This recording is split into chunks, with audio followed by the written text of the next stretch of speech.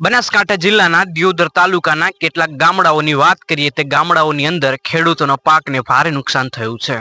ખરેખર આ વરસાદના કારણે લોકોમાં રોષ જોવા મળી રહ્યો છે। જે ખેડૂત છે એમનું જે ખાવાનો દાણો છે, જે અનાજ છે, હજી સુધી ઘરે નથી પહોંચ્યું।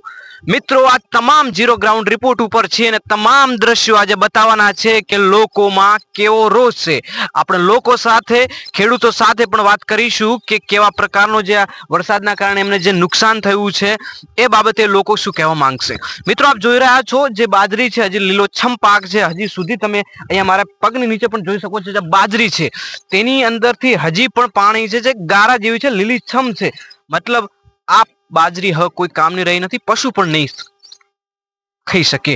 કારણ કે હવે બીજો વિડીયો જે અનાજની આપણે વાત કરી તે વિડીયો હું તમને થોડી જ ક્ષણોમાં, તે દ્રશ્ય થોડી ક્ષણોમાં બતાવવાનો છું। જે આ ઘાસચારો છે, જે સૂકો છે, એ પણ પૂરી રીતે પલળી ગયો છે।